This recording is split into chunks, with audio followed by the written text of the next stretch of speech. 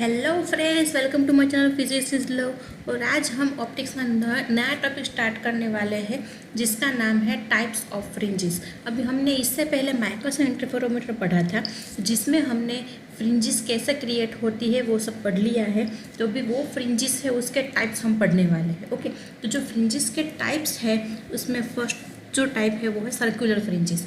अभी circular fringes हमें हर बार दिखता है, लेकिन सर्कुलर फ्रिंजेस को क्रिएट करने के लिए बहुत मेहनत करनी पड़ती है क्योंकि इसमें जो हमारी मिरर्स है उसको परफेक्टली परपेंडिकुलर होना ज़रूरी है।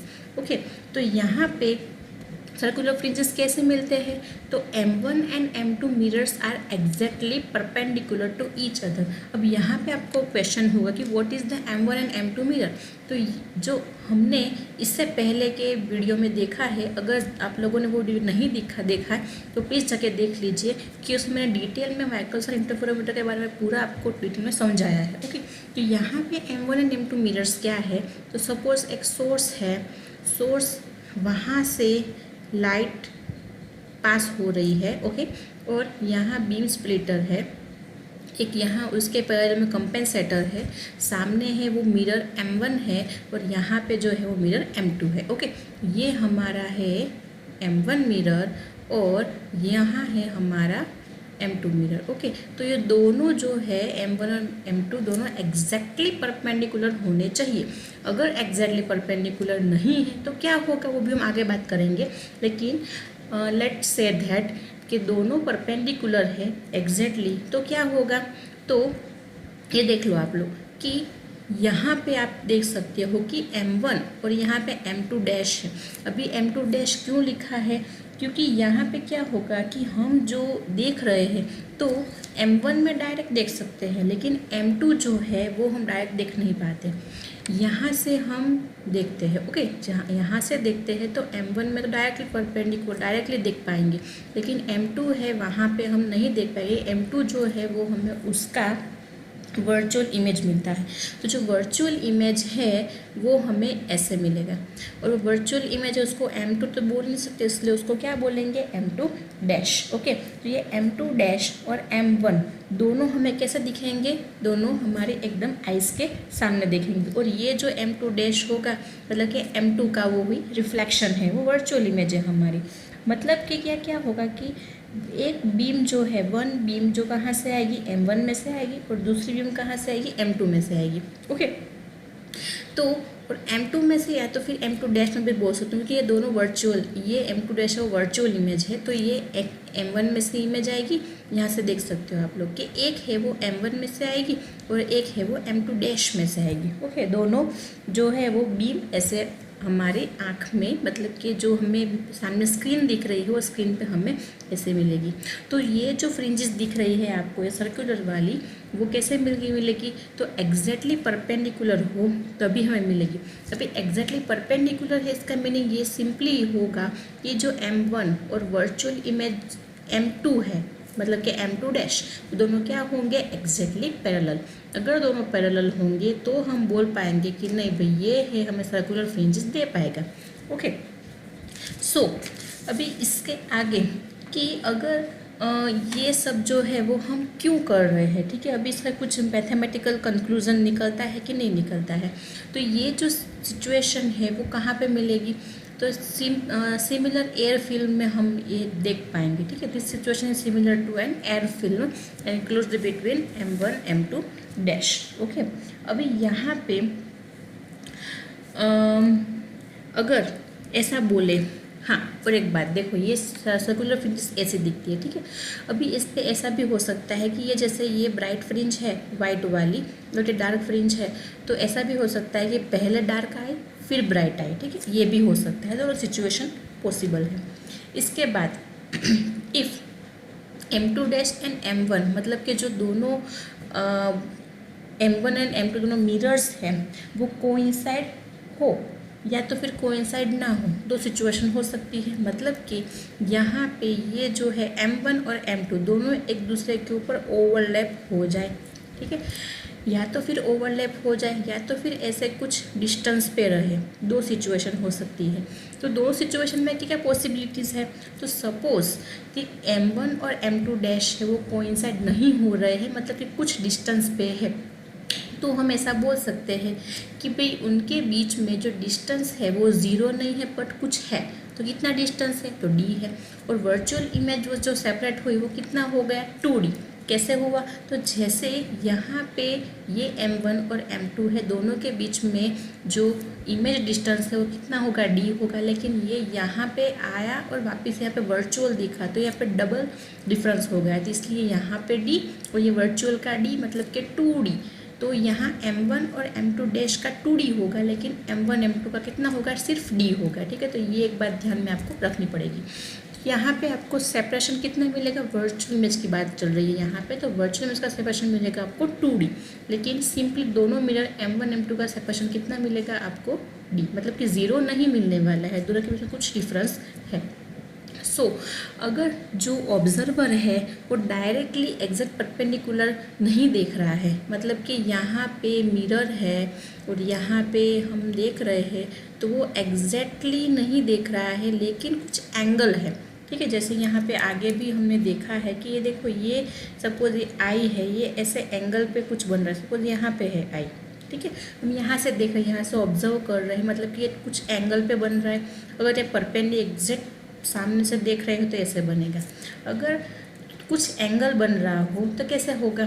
तो if observer looks into the system eight an angle, तो यहाँ पे जो पार्ट डिफरेंस कैसे क्रिएट होगा? 2D cos theta. क्यों 2D cos थीटा? क्योंकि यहाँ पे M1 और M2 डैश की बात हो रही है। ओके, तो M1 और M2 डैश की बात हो रही है, इसलिए यहाँ पे हम D cos थीटा नहीं लेंगे, बट क्या लेंगे? 2D cos theta. ओके, तो यहाँ पे ये 2D cos थीटा की बात हो गई। अभी ये जो लाइट है जो M2 में से आ रही है, ठीक है, और हमें जो टेलीस्कोप में दिख रही है, जिसमें रिफ्लेक्शन हो रहा है, इसमें आप लोग देख सकते हो कि λ/2 जितना पार्ट डिफरेंस क्रिएट होगा।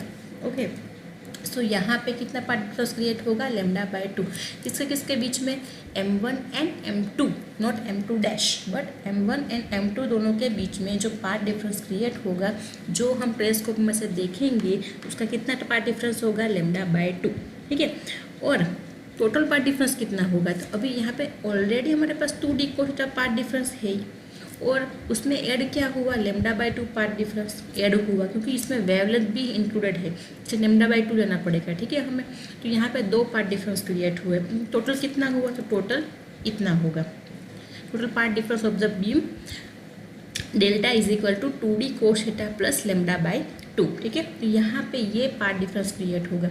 अभी ये जो पार्ट डिफरेंस क्रिएट हो रहा है, अभी इसमें दो सिचुएशन हो सकती है, या तो फिर हमें जो फ्रिंज है वो ब्राइट फ्रिंज मिले, या तो फिर हमें डार्क फ्रिंज मिले, जैसे मैंने आपको बताया। ठीक है, तो सर्कुलर फ्रिंज है, सर्कुलर फ्रिंज में ऐसा हो सकता है जैसे ये हमारी डार्क फ्रिंज है, ठीक है, ये वाली डार्क फ्रिंज है, तो ये जो बीच वाली जो ब्राइट फ्रिंज है ये वाली, और ये वाली जो ब्राइट फ्रिंज है, तो ऐसा हो सकता है कि कोई भी मिले हमें, फर्स्ट ब्राइट मिले या तो फिर फर्स्ट डार्क मिले। ठीक है, तो उसके हिसाब से, तो अगर हमें ब्राइट मिलती है कि डार्क मिलती है, उसके हिसाब से पार्ट डिफरेंस चेंज होंगे। सपोज दैट कि हमारे पास ब्राइट फ्रिंज है, तो ब्राइट सर्कुलर फ्रिंज के लिए ये पार्ट डिफरेंस तो सेम ही रहेगा, लेकिन उसमें क्या ऐड हो जाएगा? m lambda. अभी m क्या है हमारा? तो m हम ले पाएंगे 0, 1, 2, 3, 4 पे से। ठीक है, आगे बढ़ेंगे। अभी m मतलब कि कौन से नंबर का बैंड है, बैंड मतलब कि ब्राइट बैंड कौन से नंबर का है। ठीक है, फर्स्ट बैंड है, सेकंड बैंड है, अगर बीच वाला है वो ही ब्राइट है हमारा, तो फर्स्ट वाला 0 लेंगे क्योंकि वो बीच में है एग्जैक्ट, इसलिए वो 0 वाला। उसके बाद वाला ब्राइट है वो 1, उसके बाद 2, 3। ओके, आफ्टर दैट मतलब कि ये ऐसे क्रिएट होगा। अभी नेक्स्ट डार्क सर्कुलर फ्रिंज के लिए क्या होगा? तो 2D cos theta plus λ/2 similar रहेगा, लेकिन इसमें एक चेंज होगा 2m-1 इंटू λ/2। ओके, तो ये डार्क फ्रिंज के लिए है, और ब्राइट फ्रिंज सर्कुलर फ्रिंज के लिए होगा सिर्फ m लैम्डा। अभी यहाँ पे एक बात ये कि यहाँ जो m है वो हम स्टार्ट कर रहे हैं 0 से, और ये डार्क फ्रिंज का जो m है वो हम स्टार्ट कर रहे हैं 1 से। ओके, ये बात ध्यान में रखनी है कि यहाँ जो ब्राइट फ्रिंज का जो एम है, जहाँ से बैंड स्टार्ट हो रहा है वो 0 से स्टार्ट हो रहा है, और डार्क सर्कुलर फ्रिंजेस का जो बैंड है वो डार्क है, इसलिए वो 1 से स्टार्ट हो रहा है। इसलिए ये जो ब्राइट है वो m इज इक्वल टू 0 होगा, और ये जो डार्क है वो m इज इक्वल टू 1 होगा। ओके, अभी यहाँ एक दूसरी बात ये है कि अगर पार्ट डिफरेंस λ/2 है, ठीक है, जो मिनिमम होगा, अभी एक केस ये भी ले पाएंगे कि अगर हम कुछ मिरर, ये जो मिरर है हमारा M1 M2, जो हमने यहाँ पे, ये हमारा M1 मिरर है, ये हमारा M2 मिरर है, अगर यहाँ हमने जैसे माइक्रोवेव इंटरफेरोमीटर में देखा है कि कोई एक मिरर है जो मूवेबल है, ठीक है, जो आगे पीछे हो पाएगा। तो सपोज़ ये कोई एक मिरर है M1 जो आगे पीछे हो रहा है, मतलब कि मूवेबल मिरर है। अगर इसको हम मूव करवाते हैं, कितना मूव करवाते हैं, तो सपोज़ हम जैसे λ/2 तो है ऑलरेडी, अभी λ/2 और हम मूव कर, मतलब कि λ/4 मूव होगा, ठीक है, मतलब कि आपको सपोज़ हम λ/4 जितना मूव करवा रहे हैं तो पार्ट डिफरेंस कितना क्रिएट होगा। तो ये भी हम देखें कि अगर हमने M1 को λ/4 दूसरा मूव करवाया, ठीक है, और वापस से M1 को वापस मूव करवाते जाए, तो हमें क्या मिलेगा कि ये जो फ्रिंजिस है वो कैसे दिखेगी कि ये इसे बाहर जा रही है, ठीक है, मतलब कि यहाँ से अंदर से फ्रिंजिस क्रिएट हो रही है, ऐसा में महसूस होगा, ठीक है। और अगर हम इसको जो मुंह है वो नीचे की साइड करवाएं तो हमें ऐसा लगेगा और ऐसा क्रिएट होगा कि ये सभी फ्रिंजेस है वो अंदर की साइड जा रही है। ओके, तो ये दोनों चीज़ें हैं कि अगर हम M1 को मूव करवा रहे हैं तो ये हमें दिखाई देगा, फ्रिंजेस में क्लियरली दिखेगा कि फ्रिंजेस है वो बाहर आ रही है कि फ्रिंजेस अंदर जा रही है। तो इसमें एप्लीकेशन ये भी हो सकती है कि फ्रिंजेस को गिन पाएंगे, ठीक है। तो पर्टिकुलर डिस्टेंस पे कितनी फ्रिंजेस बाहर निकली और पर्टिकुलर डिस्टेंस कितना हमने किया तो उसमें कितनी फ्रिंजेस अंदर गई, ठीक है, तो ये भी हम उसमें कर पाएंगे। तो ये एक पूरा व्यू है कि सर्कुलर फ्रिंजेस कैसे होती है, कैसे क्रिएट होती है। और एक बात कि इसमें फ्रिंजेस है वो सर्कुलर शेप है, तो then they are called fringes of equal inclination, क्योंकि ये हर एक जो इसकी रेडियस है वो इक्वली वो बाहर जा रही है, ठीक है, मतलब कि इक्वली पूरा शेप ले रही है, तो इसलिए इसको क्या बोलेंगे, हेडिंगर फ्रिंजेस, ठीक है। तो ये पूरा थोड़ा सा नया वर्ड है आपका, हेडिंगर फ्रिंजेस, ठीक है, हेडिंजर भी बोल सकते हैं आप, नो प्रॉब्लम। ठीक है, इसके बाद हमारा सेकंड फ्रिंज वो है लोकलाइज्ड फ्रिंजेस, ठीक है। लोकलाइज्ड मीनिंग क्या होगा कि अगर आपके जो दो मिरर्स है M1 M2 एग्जैक्टली परपेंडिकुलर नहीं है, ठीक है, जैसे हमने देखा कि एग्जैक्टली परपेंडिकुलर का मीनिंग क्या होगा कि हमारा जो M1 है और M2 डैश है वो एग्जैक्टली पैरेलल हो। अगर एग्जैक्टली पैरेलल हो मतलब कि M1 और M2 दोनों के एग्जैक्टली परपेंडिकुलर हो। अगर ऐसा नहीं है, थोड़ा सा शेप बन रहा है, थोड़ा सा एंगल बन रहा है, तो हमें क्या मिलेगी, लोकलाइज्ड फ्रिंजेस, ठीक है। लोकलाइज क्या होगा, अभी when two mirrors are tilted, थोड़े से टिल्ट हो रखे हैं, तो they are not exactly perpendicular and so M1 M2 dash are not parallel, जैसे मैंने अभी बताया। तो इसको क्या बोलेंगे, तो इसको बोलते हैं वेज शेप्ड। ओके, तो इसको क्या बोलेंगे, wedge shaped and fringes appears to be straight. तो यहाँ पे हमें फ्रिंजेस कैसी मिलेगी, जैसे राउंड शेप मिलती थी हमें वैसे नहीं मिलने वाली है, स्ट्रेट मिलेगी। अभी स्ट्रेट में भी कुछ उसके टाइप्स है जिसे हम पढ़ेंगे अभी। तो यहाँ पे इसका डिस्टेंस क्या होगा, m λ/2, बस इतना है, m λ/2, ठीक है। और अगर हमें वेवलेंथ चाहिए तो 2D/m, तो ये हमें मिल पाएगा। अभी ये तीन अलग अलग टाइप्स हैं। अगर M1 स्ट्रेट है, M2 थोड़ा सा उसमें झुका हुआ है, लेकिन कैसे झुका हुआ है, तो M जहाँ मतलब कि लेफ्ट हैंड साइड से वो झुका हुआ है, ठीक है। और ये अगर एग्जैक्टली क्रॉस हो रहे हैं और ये राइट हैंड साइड से झुका हुआ है, तो तीनों कंडीशन में हमें अलग अलग शेप मिलेंगे। कैसे शेप मिलेंगे, ऐसा शेप मिलेंगे, ठीक है। तो हमें परफेक्टली सर्कुलर फ्रिंजेस नहीं मिल रही है, सर्कुलर फ्रिंजेस की जगह पे अगर एग्जैक्टली क्रॉस हो रहे हैं तो क्या मिलेगा हमें, स्ट्रेट लाइन। अगर वो लेफ्ट साइड झुका हुआ है तो लेफ्ट हैंड साइड हमें राउंड्स मिलेंगे, और राइट हैंड साइड झुका हुआ है तो राइट हैंड साइड हमें राउंड्स मिलेंगे, ठीक है। तो इसको बोलेंगे लोकलाइज्ड फ्रिंजेस, इसको क्या बोलेंगे, वेज शेप, ठीक है। तो ये जो शेप है इसको क्या बोलेंगे, wedge shaped, okay. After that हम स्टार्ट मतलब कि हम आफ्टर डेथ थर्ड नंबर का जो टाइप है वाइट लाइट फ्रिंजेस, ठीक है। तो वाइट लाइट फ्रिंजेस क्या होगा, तो वाइट लाइट फ्रिंजेस मतलब कि इसमें हम मोनोक्रोमेटिक सोर्स यूज़ नहीं कर रहे हैं। ओके, मोनोक्रोमेटिक नहीं होगा क्योंकि वाइट लाइट है मतलब इसमें मल्टी कलर होंगे। तो मल्टी कलर के लिए हम क्या यूज़ करेंगे, सिंपली सोर्स कोई भी हो सकता है, ठीक है। वाइट लाइट यूज़ कर रहे हो मतलब कि इसमें बहुत सारे कलर्स होंगे। तो अगर हम यूज़ करेंगे मोनोक्रोमेटिक लाइट तो हमें क्या मिलेगा, ओनली रेड, ओनली ब्लू, ठीक है, मतलब कि ओनली वन कलर मिलेगा। लेकिन अगर हम वाइट लाइट सोर्स का यूज़ कर रहे हैं तो मल्टी कलर मिलेंगे। मल्टी कलर में भी आप ये देखो कि अगर आप M1 और M2 दोनों को परपेंडिकुलर रखते हो तो आपको मिल रही है सर्कुलर फ्रिंजेस, और अगर आप M1 M2 को वेज शेप्ड में रख रहे हो मतलब कि दोनों एग्जैक्टली परपेंडिकुलर नहीं है तो यहाँ पे आपको क्या मिलेगा, लोकलाइज्ड फ्रिंजेस, स्ट्रेट फ्रिंजेस आपको मिलेगी, ठीक है। तो अभी ये जो फ्रिंजेस है वो कैसा पार्ट डिफरेंस होगा, जीरो पार्ट डिफरेंस होगा। अभी यहाँ पे एक्चुअल में होता क्या है कि आप directly white light source use नहीं कर पाएंगे। क्यों, क्योंकि वो सभी फ्रिंजेस है वो एक के ऊपर एक सब ओवरलैप हो जाएगी, आपको समझ में ही नहीं आएगा कि यहाँ पे फ्रिंजेस मिल रही कि नहीं मिल रही है। तो यहाँ पे एक्चुअल में करते क्या है, कोई भी मोनोक्रोमेटिक सोर्स ले लेते हैं, सपोज जैसे कि रेड लाइट है, रेड लेज़र लाइट है तो उसको ले लेते हैं, और red laser light, blue laser light कोई भी, उसको पहले कनेक्ट करके उसको इंस्ट्रूमेंट में रख के और पहले उसकी फ्रिंजेस ले लेते हैं। उसकी फ्रिंजेस सपोज यहाँ पे सब एडजस्टमेंट हो गया है, यहाँ पे फ्रिंजेस आ रही है तो वहाँ से वो रेड लाइट को ले लेते हैं और वहाँ पे वाइट लाइट रख देते हैं, और उसके बाद हमें प्रॉपर फ्रिंजेस मिलती है। फ्रिंजेस कैसी मिलती है, कुछ ऐसी मिलती है, ठीक है। देखो ये आप देख सकते हो मल्टी कलर है, ठीक है, कोई भी कलर की हो सकती है। तो पहले वो क्या करते हैं कि ये ओवरलैप ना हो जाए कि ताकि हमें फ्रिंजेस प्रॉपरली दिखे, उसके लिए वो क्या करेंगे, पहले मोनोक्रोमेटिक लाइट को रखेंगे, उससे फ्रिंजेस क्रिएट करेंगे, परफेक्टली क्रिएट हो जाए उसके बाद वो वाइट लाइट को रखेंगे, ठीक है। तो ये पूरा जो 3 टाइप्स है फ्रिंजेस वो मैंने आपको समझा दिया है। अभी इसके बाद एक टॉपिक रह गया है जो है विजिबिलिटी। ओके, कि फ्रिंजेस है उसकी विजिबिलिटी कहाँ तक रहती है, ठीक है। अलग अलग टाइप में अलग अलग है। जैसे कि अभी हम देखें कि इंटेंसिटी, विजिबिलिटी वो डायरेक्ट प्रोपोर्शनल है इंटेंसिटी से, ठीक है। कितनी इंटेंस है, कितना क्लियरली दिख रहा है उसके हिसाब से हम विजिबल कर पाएंगे।